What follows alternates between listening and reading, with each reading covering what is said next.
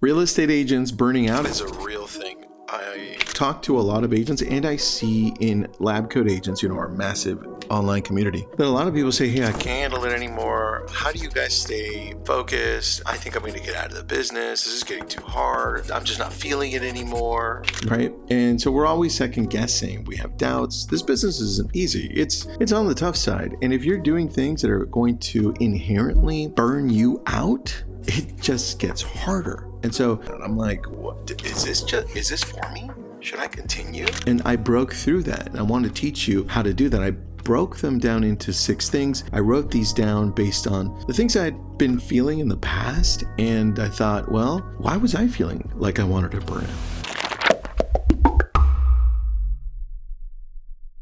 Welcome, everybody. This is Tristan. This is your daily real estate. It's a podcast and a show. If you're watching on YouTube, great. Comment below if you're loving this. Subscribe, share it. If you're listening in, please review this podcast. We're trying to grow our reviews to 100. I think we're at 40. So we've got our ways to go, even though it's got a massive amount of people listening to this. So thank you so much. Let's get right into this one. I think for me, where it starts is that feeling of burnout was coming to me strong when I was covering too much ground. Like I wanted to not only focus on expireds and farming and open houses and cold calling and building out my referral network, and it just kept going. And even when I was doing expireds, when I was starting off calling expireds, I would go to their home, and then I didn't decide to just do a small area. I decided to go everywhere. And I'm right in the middle of Los Angeles County and Ventura County, like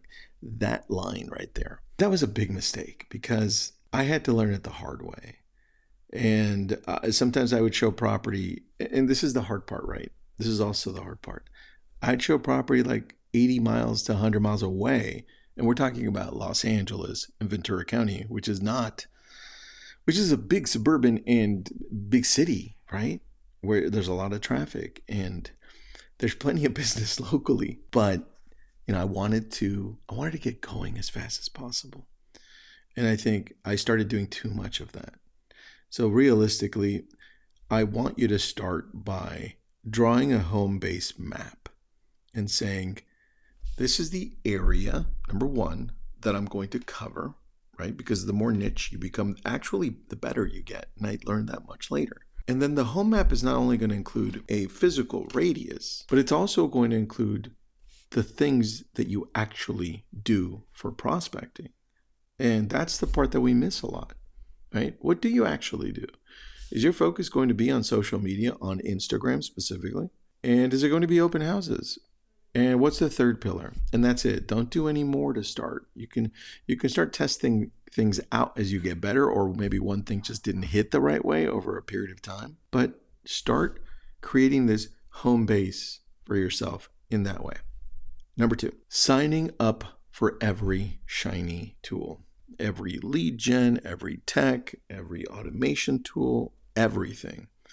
And it hit me at the beginning because I wanted to test out everything. And thank God that when I started, there weren't a lot of tech tools for real estate agents. There wasn't a lot of software. It was pretty basic, like really basic. And what I did is I started just grabbing tech outside of real estate and getting that. What I'd recommend, because I know we want to get started fast, right? I'd recommend if you're starting off or if you're looking into something, see who else is using it that's already succeeding. But here's the main point. That's already succeeding in the things that you want to do. Remember your home base map, not the radius one, but the things that you're actually focusing on. Is that piece of tech going to help you with social media? Is that piece of tech going to help you with your referrals? Is that piece of tech going to help you with open houses? Outside of that, you probably shouldn't be looking for it yet. Keep that in a little Google Doc somewhere else, right? So I want you to start with some type of a spreadsheet and saying, okay, my home base is this, boom, boom, boom. This is the tech I have for free from my brokerage, from my MLS. And this is the tech I'm thinking about. Let's go find out how people are using this one. It takes work. That's the hard part,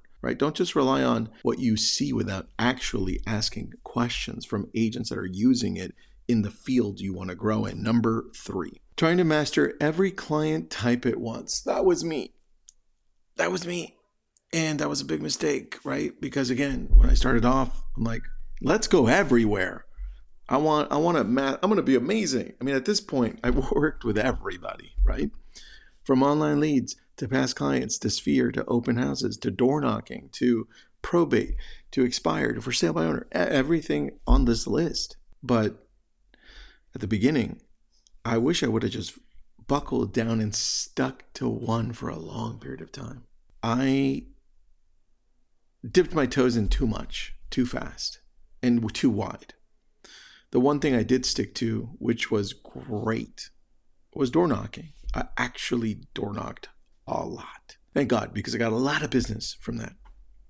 And so for you, like, what is that one thing that you're trying to master that you're great at already? Don't overextend yourself and be like, I want that. That's the fastest way to burn out. So master one client type at a time, maybe two, right? That's important. All right, number 4. Every time I tell you one of these, I'm like, I remember why I was burning out. I'm like, oh, that was it. Number 4, running, and this is from experience, running a 24/7 hotline. Man, every lead, every call, every text, every email, if I was on, like if I was up, I'd respond back. No problem. That works up until you start growing and getting busier. Because if you keep that type of a mindset without scaling and bringing in a team to help you with that piece or AI or something, you are going to burn out. I remember, so I was at a big event for the real estate industry. This must have been 11 years ago. It must have been 11 years ago. I'm sitting there and it's midnight, right? Because we're all going out as a group, right? And I get this email and it's from a lead source and I get it through and I'm like, oh, hold on. Boom, boom, boom, boom, boom, boom, boom, responding back. And then the guy, this is crazy. The guy was on, he said, call me. I said, okay. Called him up. 30 minutes later, now it's like close to 1 a.m. If you don't give yourself a break at points as you're scaling, you will burn out. You can't function like that the whole time. And I made that mistake and I burned out. So I'm telling you, don't run a 24-hour, 7 days a week hotline as you grow. And this is the challenge because at the beginning you have no other option. At least I didn't, right? I was like boom, boom, boom. And it did ignite my business. Like we were talking about going from $0 to $100,000 in a year. Yes, it's amazing. But what I didn't do is I didn't adapt and scale as needed. So just keep that in mind. Number 5, soloing every task. And this means that, and you can't help this at the beginning or as you're growing, but at some point you're going to have to start leveraging, okay? You are doing the photos. You're designing the flyers. You are hand delivering paperwork. You're doing the transaction coordinating. You're doing the emails back and forth with everybody. You're also doing the prospecting. You're also the one posting up on social media. You are doing everything because this business requires a lot. I would start with leveraging out the transaction coordinating part. It took me, 4, 5, 6, I think it was 6. It took me 3 years to really quickly figure out that I sucked at paperwork and that it was slowing me down and that it was giving me a headache. I think we had 25 files open and it was just me with no assistant. I was like, this is terrible. I'm just spending my whole day doing paperwork, right?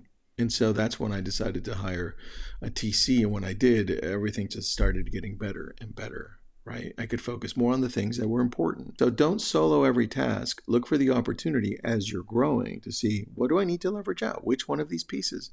Definitely pictures. You shouldn't be the one taking pictures. You just shouldn't. Right? But definitely start off with something that when you use this person or service, they are paid through the closing of the transaction. So you don't have to pay up front if you're just starting off and growing. Look, if you're already up and running and you've got money coming in, there's no reason why you shouldn't have an admin. You just have to take the time to outline what are they going to do and how do they show up and what is their main focus? What are the things that I shouldn't be doing that I can leverage them for, right? And number 6, Comparing day 10 to someone else's year 10. Man, I did this. I did this. And there's nothing wrong with being inspired by like an amazing agent or team or agents in your area or outside.